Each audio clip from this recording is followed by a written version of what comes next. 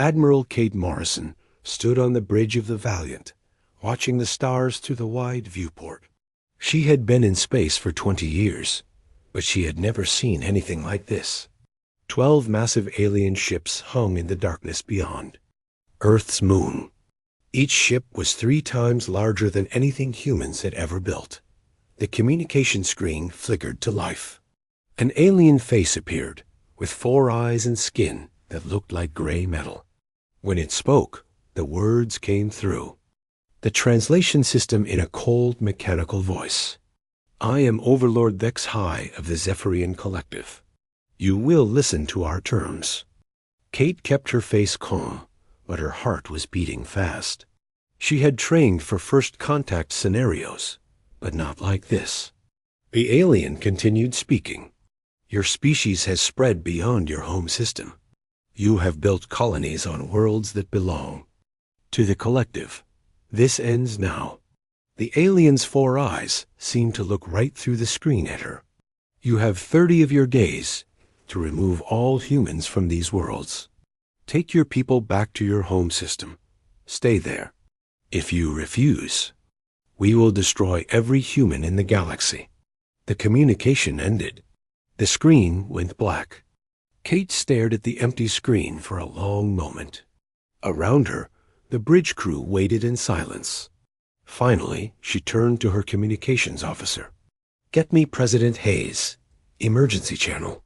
20 minutes later, Kate found herself in a video. Conference with the most important people on Earth. President John Hayes sat at the head of a long table in the White House Situation Room. General Rick Barnes, the head of Earth's military, sat to his right. Ambassador Lisa Grant, who had spent years working with alien traders, sat across from them. Admiral Morrison, the president said, tell us exactly what happened.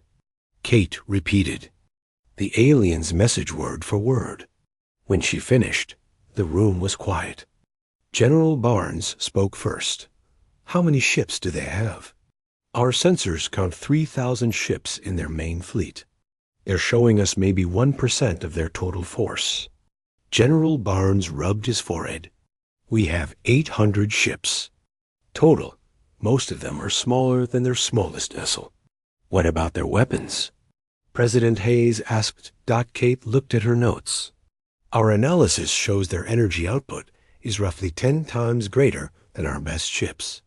Their shields appear to be even stronger than that. Ambassador Grant leaned forward. I've worked with some of their member species before. The Collective has 12 different alien races. They've been expanding across the galaxy for over 1,000 years. How do they usually handle situations like this? The president asked. They make threats. The other species surrender and give up territory. Everyone agrees to new borders. No one fights them. General Barnes shook his head. Because no one can win against them. That's right, Ambassador Grant said. They pick fights they know they can win. President Hayes was quiet for several minutes. Finally, he spoke. What are options? General. Barnes opened a folder. We could evacuate the colonies. Bring everyone back to Earth and the inner planets. It would take months, but we could do it. How many people would we be abandoning? Kate asked. 37 million people across 15 worlds. They've built entire lives out there. Cities, farms, families. President Hayes looked around the table. And if we fight? We lose, General Barnes said simply. Maybe we take some of them with us, but we lose. Ambassador Grant raised her hand. There might be another option. Everyone looked at her. She took a deep breath before continuing. I've studied the Collective for years. I've read every report about their expansion. Do you know what I found? What? President Hayes asked. They've never fought a war. Not a real war. Every species they've encountered has surrendered when faced with their superior numbers and technology. They've never had to actually fight someone who refused to give up. Kate frowned. You think that matters? I think it might. They're used to easy victories. They threaten, the other side backs down, and they expand their territory. It's worked for 1,000 years. General Barnes shook his head. But we still can't beat them in a straight fight. Maybe we don't need to beat them, Ambassador Grant said. Maybe we just need to make them think twice about fighting us. President Hayes leaned back in his chair. Explain. Their member species joined the collective because it was profitable and safe. They shared technology and resources. Everyone benefited. But what happens when the cost becomes too high? Kate began to understand. You think they might split apart if the war becomes too expensive. It's possible. But it would mean accepting massive casualties. It would mean fighting even when we know we can't win. The room fell silent again. President Hayes looked at each person around the table. I need to know what you really think. Not as military officers or diplomats, but as human beings. Do we fight or do we run? General Barnes spoke first. My job is to protect humanity. Running keeps more people alive. Kate thought about the colonies she had visited, the children playing in alien sunlight, the families who had risked everything to build new worlds.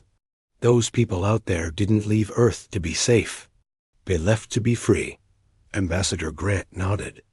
The collective expects us to be reasonable, to calculate the odds and make the logical choice. Maybe our best weapon is being unreasonable. President Hayes stood up. I need to think about this. Give me 1 hour. The hour felt like a day. When they reconvened, President Hayes looked older. The weight of the decision showed on his face.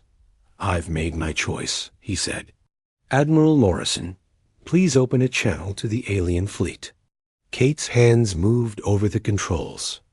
Moments later, Overlord Dex High appeared on the screen again. Have you decided to surrender your illegal colonies? The alien asked. President Hayes stepped into view of the camera. I am President John Hayes of Earth. I speak for all humanity. The alien's 4 eyes focused on him. Give me your answer. President Hayes straightened his shoulders. When he spoke, his voice was steady and clear. Earth refuses to retreat. If you want our colonies, come and take them. The alien's face showed something that might have been surprise. You cannot defeat us. Your destruction is certain. Maybe, President Hayes said, but you'll have to work. For it, the communication ended. In the silence that followed, everyone knew that everything had changed. The war would begin soon. Earth had chosen to fight an enemy they could not defeat. Admiral Morrison looked out at the stars again. Somewhere in that darkness, 3,000 alien ships were preparing for battle. She thought about the human colonies, about the people who would soon be under attack. Admiral, President Hayes said quietly, get our fleet ready. Kate nodded.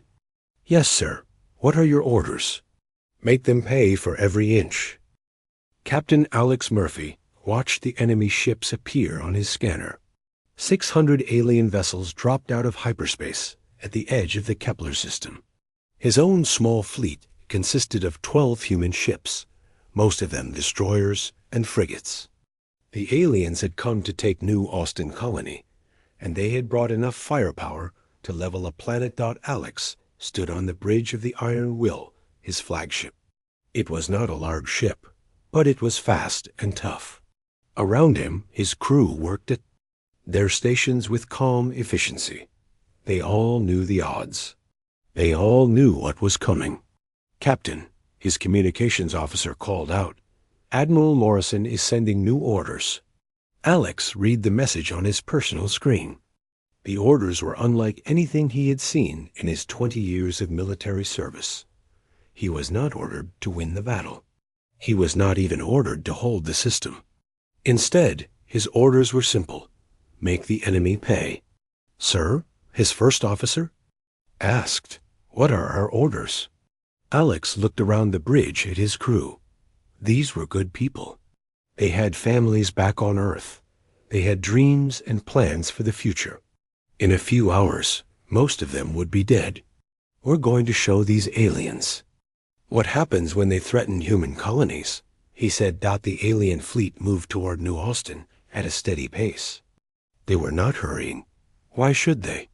They had overwhelming superiority in numbers and firepower. This would be easy. Alex opened a communication channel to all ships in his small fleet. This is Captain Murphy. You all know why we're here. The aliens think this will be simple. They think we'll run when we see their big fleet. They're wrong. He paused, looking at the faces of his officers on the bridge. We're not here to win. We're here to teach them a lesson. We're here to show them that humans don't give up easily. The alien fleet was getting closer. Alex could see the massive ships on his main screen now. Each one was a fortress of metal and energy weapons. But he also noticed something else. The aliens were flying in perfect formation, like they were on parade. They've never fought a real battle, his weapons officer observed. Look at how they're arranged. No battle formation, no defensive spacing. Alex smiled grimly. Then let's give them their first lesson in warfare.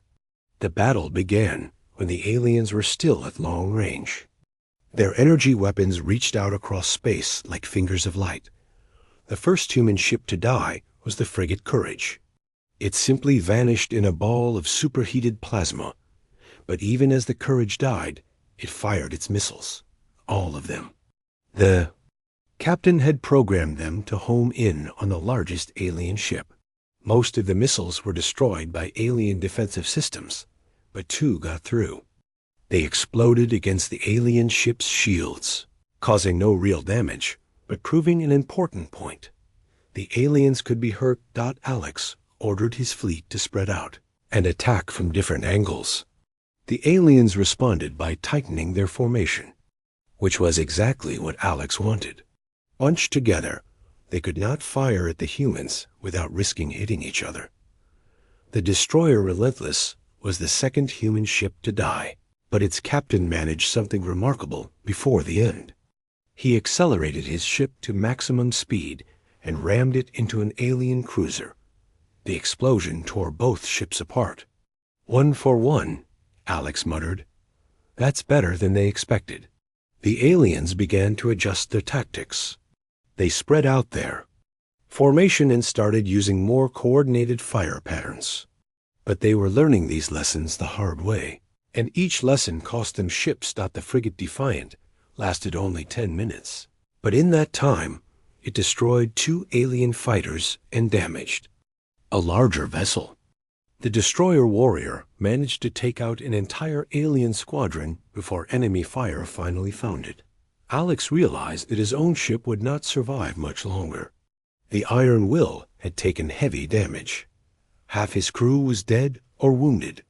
The engine was failing, and his weapons were nearly exhausted. Captain, his communications officer said, we're getting a surrender demand from the aliens. Let me hear it. The alien voice came through the speakers with its mechanical tone. Human vessels, you have fought bravely. Surrender now, and your crews will be treated according to the laws of war. Alex looked around his damaged bridge. His surviving officers waited for his decision. The rational choice was obvious. Surrender and live. Fight and die. Open a channel to all human ships, Alex said. When the channel was active, Alex spoke clearly so that every human in the system could hear him. His words were also picked up by alien listening devices. This is Captain Murphy. The aliens want use to surrender. They promise to treat us well if we give up. He paused, but we didn't come here to surrender.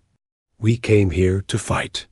He switched to a private channel to speak directly to the alien commander. You want New Austin? Come and take it. But you'll have to go through us first. The Iron Will had one trick left.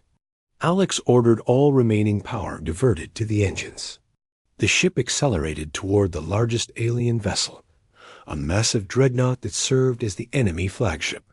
Sir, his weapons officer said, we could eject the crew pods. Some of us might survive.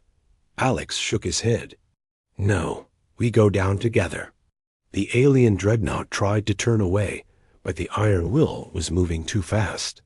Alex's ship slammed into the alien vessel at nearly the speed of light. The collision created a miniature star that lit up the entire system.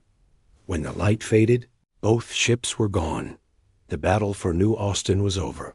11 human ships had been destroyed, but they had taken 47 alien vessels with them. More importantly, they had sent a message that would spread across the galaxy. The surviving colonists on New Austin received evacuation orders from the approaching alien fleet. Instead of complying, most of them disappeared into the asteroid mining stations that surrounded the planet. They took mining equipment, construction tools, and anything else that could be turned into a weapon. For weeks after the battle, alien patrol ships in the system began disappearing. Sometimes they would simply stop responding to communications. Other times they would be found drifting in space, their hulls torn open by mining charges or construction lasers. The aliens had won the battle, but they quickly realized that controlling New Austin would require a constant military presence. Every day they stayed cost them ships and personnel. Back on Earth, Admiral Morrison read the battle reports with mixed emotions. She had lost good ships and brave crews. But the casualty reports from the alien side told a different story. 47 ships, she said to her staff. They lost 47 ships to destroy 12 of ours. Yes, ma'am, her intelligence officer replied. And according to our deep space monitors, they're moving reinforcements from 3 other sectors to guard the systems they've captured. Admiral Morrison studied the star maps on her wall. The aliens controlled more territory now, but they were spreading their forces thin to hold it. Every victory was costing them more than they had expected. Ma'am, her communications officer interrupted. We're receiving a transmission from the outer colonies. It's being broadcast on all frequencies. Put it on the main screen. The image that appeared was of Captain Murphy, recorded just before his final attack. His words were being repeated by human colonies across known space. We're not retreating. We're advancing in a different direction, straight into their hull. Admiral Morrison smiled for the first time since the war began. The aliens had won the first battle, but they were about to learn something important about humanity. Humans did not know how to quit. 6 months had passed since the battle at New Austin. Admiral Morrison stood in the command center of Luna Base, studying the holographic display that showed the current state of the war. Red dots marked alien-controlled systems. Blue dots showed human territories. The red was spreading, but not as quickly as the aliens had planned. Status report, she said to General Barnes, who had joined her at the lunar facility after Earth, became too dangerous for high-level meetings. We've lost 17 colonies, Barnes said, but each one cost them more than they expected. The aliens are having to leave occupation forces in every system they take. Morrison nodded. The strategy was working, but the price was terrible. Millions of humans had died or been displaced. Every day brought news of another lost world. What about our new ships? She asked. Dr. Patricia Wells stepped forward from her position at a nearby console. She looked tired but excited. The first batch of hybrid vessels is ready for testing. We've managed to reverse engineer some of their shield technology. Morrison walked over to examine the technical readouts. The new human ships looked different from anything they had built before. They were ugly and angular, covered with additional armor plates and weapon pods. They're not pretty, Dr. Wells admitted, and they're not as advanced as alien technology. But we can build them fast and in large numbers. How fast? Morrison asked. We can produce 5 of these ships in the time it takes the aliens to build one of theirs. The materials are crude, but they work. Morrison studied the specifications. The new ships had half the firepower of equivalent alien vessels, but they were much cheaper to produce. More importantly, they could be built using Earth's existing industrial capacity. "Admiral," her communications officer called out, "Lieutenant Commander Blake is requesting permission to launch her mission." Morrison turned to the main display screen. Sarah Blake appeared, sitting in the cockpit of a modified civilian transport ship. Behind her, Morrison could see dozens of similar vessels floating in space near Mars. "Commander Blake," Morrison said, "are your volunteers ready?" "Yes, ma'am." 50 ships, all piloted by volunteers. Each ship carries enough explosives to damage a heavy cruiser. Morrison felt a weight in her chest. 50 crews.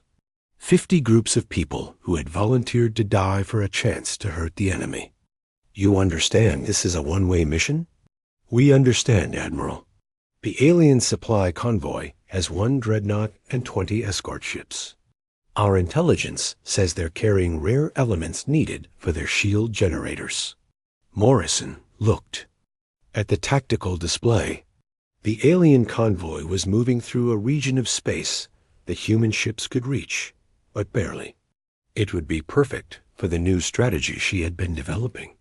"Permission granted," she said. "Make them count." Sarah Blake's face showed a mixture of determination and fear. "Thank you, Admiral. See you on the other side." The screen went dark.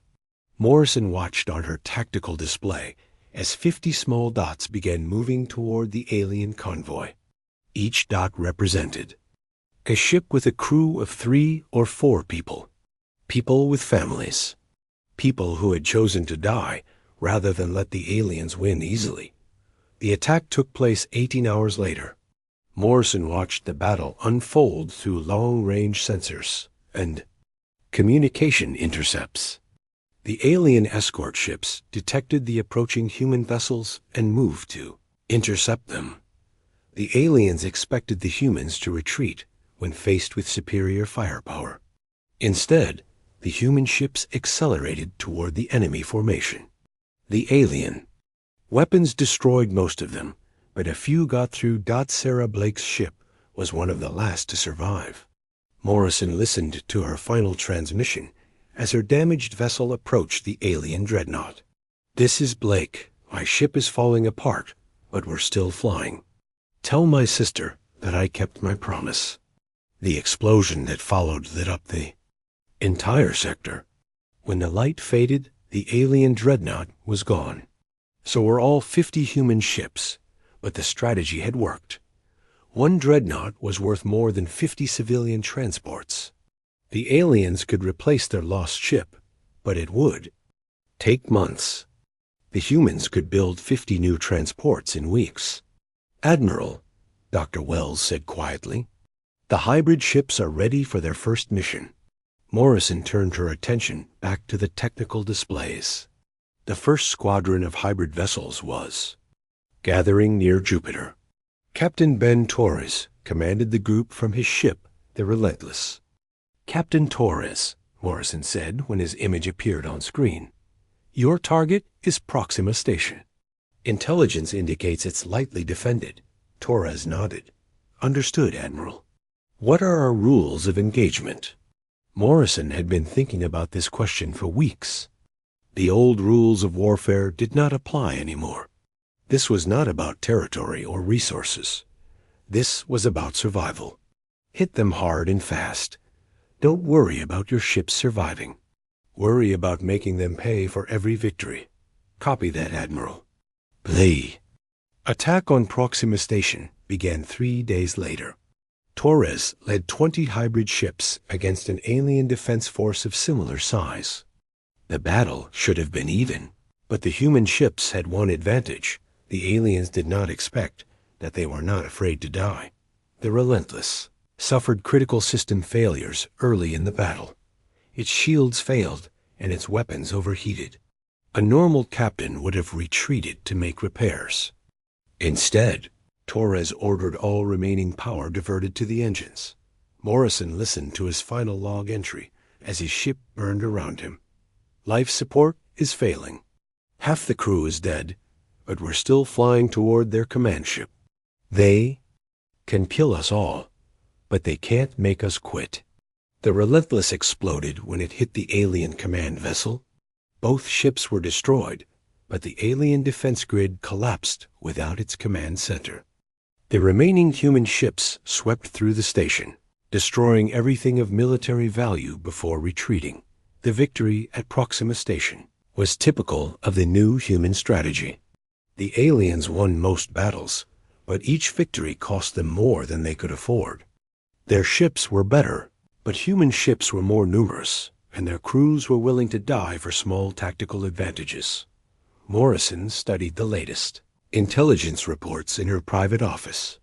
The alien fleet was still advancing, but they had slowed their attacks. Each system they conquered required permanent garrison forces. Their supply lines were being constantly attacked by human raiders. "Admiral," her aide said from the doorway, "President Hayes is here to see you." Morrison looked up as the president entered her office. He looked older than when the war started. The stress of leading humanity through its darkest hour was taking its toll. "How are we doing, Kate?" he asked. Morrison gestured to the star charts covering her walls. "We're losing territory, but we're bleeding them dry. Their casualty rates are 10 times higher than they expected. Is it enough?" Morrison was quiet for a moment. "I don't know. We can keep this up for years, but so can they. The question is whether their member species will stay united when the costs keep rising." President Hayes sat down in the chair across from her desk. "What do you need?" "More ships. More volunteers. More time." "You'll have whatever Earth can provide," Morrison nodded. Outside her window, she could see the construction yards where new ships were being built around the clock. The vessels were crude compared to alien technology, but they were human. They carried human crews who understood what was at stake. "Mr. President," she said, "there's something else. Dr. Wells thinks she can develop more powerful weapons. But they'll be expensive and dangerous to use." "How dangerous?" "They might destroy our own ships when they fire." President Hayes was quiet for a long moment. Finally, he spoke. "If it helps win this war, do it." Morrison looked at the star charts again. Red dots marked alien conquests, but they were surrounded by blue dots showing human raids and counterattacks. The aliens controlled more space, but they could not control all of it. The war was far from over. But for the first time since it began, Morrison believed humanity might survive. 2 years into the war, Major Tom Bradley crouched in the shadows of an alien supply depot on the planet Kethver Prime. He had been operating behind enemy lines for 6 months, gathering intelligence about the collective's internal politics. What he had learned could change the entire war. Tom activated his encrypted communicator and waited for the signal to reach Earth. It would take several hours for his message to get through the alien communication networks without being detected. "This is Shadow One," he whispered into the device. "Priority intelligence report. The collective is breaking apart." Back on Earth, Admiral Morrison received Tom's message while reviewing battle reports in her command center. She read it twice before calling President Hayes. "Sir, you need to see this intelligence report immediately." An hour later, President Hayes sat in the secure briefing room with Morrison and her staff. Tom's recorded message played on the main screen. "The Hegmark species is pulling back their heavy cruisers," Tom's voice reported. "Their government says the war is costing too much. They want to focus on defending their home systems instead of attacking human colonies." Morrison paused the recording. "The Hegmark provide 30% of the collective's heavy ships. If they withdraw, the aliens lose their main advantage in firepower." President Hayes leaned forward. "Continue the message." Tom's voice resumed. "It gets better. 3 other member species are secretly negotiating with each other about withdrawing from the war. The Zephyrians are trying to hold the collective together, but they're losing support. Morrison looked at the political analysis her staff had prepared. Sir, this confirms what we've been hoping for. The alien member species joined the collective for profit and security. This war is costing them both. How reliable is this intelligence? Hayes asked. Major Bradley has been accurate on every report for the past 2 years. His sources are solid. Hayes stood up and walked to the star map on the wall. Red dots still marked alien-controlled territory, but there were fewer of them. Then 6 months ago? What's our current military situation? General Barnes spoke up from his position at the briefing table. We've completed the conversion of Earth's entire industrial capacity to military production. Every factory, every shipyard, every manufacturing facility is now producing weapons or ships. Morrison added, Dr. Wells has finished development of the Rage missiles. They're crude compared to alien technology, but they can punch through their shields through sheer force. What's the cost? Hayes asked. Each missile costs as much as a frigate, and about half of them fail to detonate properly. Hayes returned to his seat. But the ones that work? They're devastating. The psychological impact on alien crews has been significant. They're not used to weapons that can actually hurt them. Morrison activated another display showing recent battle footage. Last week, Captain Nicole Parker used Rage missiles in an attack on the Vorthix system. She destroyed 2 alien cruisers and damaged 3 more before her ship was destroyed. Hayes watched the footage silently. Parker's ship, surrounded by enemy vessels, continued firing even as it was torn apart. Her final transmission was becoming as famous as Captain Murphy's last words. Tell Earth we're still fighting, Parker had said as her bridge exploded around her. Mr. President, Morrison said, I want to propose Operation Broken Arrow. Hayes looked at her. I'm listening. Morrison activated a new display showing 12 different star systems. Simultaneous attacks on 12 collective-held systems. We use every available ship to hit them all at once. What's the objective? Not to recapture territory. To prove that we can strike anywhere in their space, whenever we want. To show their member species that the collective cannot protect them. General Barnes frowned. Admiral, that would require our entire fleet. If we lose those ships, we'll have nothing left to defend Earth. If we don't take this risk, we'll lose Earth anyway. The aliens are massing for a final assault on our home system. This operation might be our only chance to break up their alliance before they attack. Hayes studied the tactical displays. How many ships would we lose? Probably half our fleet. Maybe more. The room fell silent. Hayes closed his eyes and thought about the decision. Finally, he opened them and looked at Morrison. Do it. Operation Broken Arrow began 3 weeks later. Human fleets struck 12 collective systems simultaneously. The attacks were coordinated to begin at exactly the same time, creating the impression that humanity had far more ships than the aliens, realized. Captain Nicole Parker's sister, Commander Amy Parker, led one of the assault fleets. Her target was the industrial world of Kethver Prime, where the collective manufactured their advanced weapons. Amy commanded a mixed force of hybrid ships, converted civilian vessels, and volunteers in small attack craft. Her orders were simple: destroy everything of military value, regardless of cost. The battle for Kethver Prime lasted 6 hours. Amy's fleet faced a well-prepared defense force of alien ships and orbital weapons platforms. The fighting was brutal and desperate. Admiral, Amy's communications officer reported during the battle, we've lost 60% of our ships. Continue the attack, Amy ordered. We're not here to survive. We're here to win. Amy's flagship, the Vengeance, took heavy damage early in the battle. Its shields failed, and its weapon systems were destroyed. But Amy found a way to keep fighting. All ships, she broadcast to. Her remaining fleet. Ram anything that moves. Make every shot count. The vengeance finally died when Amy deliberately crushed it into the main weapons factory on Kethver Prime.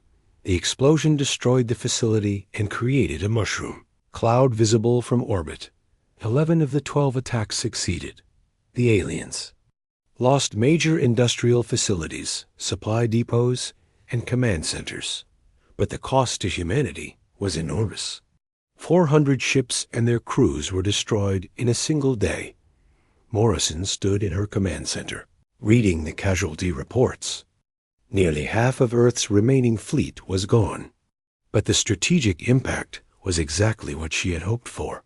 Admiral, her intelligence officer said, we're receiving communications intercepts from the collective. 3 member species have announced they're withdrawing from the war immediately. Morrison felt a surge of hope. What about the others? The Zephyrians are trying to hold the alliance together, but they're failing. The Hegmark have already started moving their ships back to defend their home systems. Morrison looked at the updated star charts. Red dots were disappearing as alien species abandoned their conquered territories to focus on protecting themselves. Ma'am, her communications officer interrupted. We're getting a priority message from Major Bradley. Tom's face appeared on the main screen. He looked exhausted, but excited. Admiral, the collective is in complete political chaos. Overlord HFY has lost control.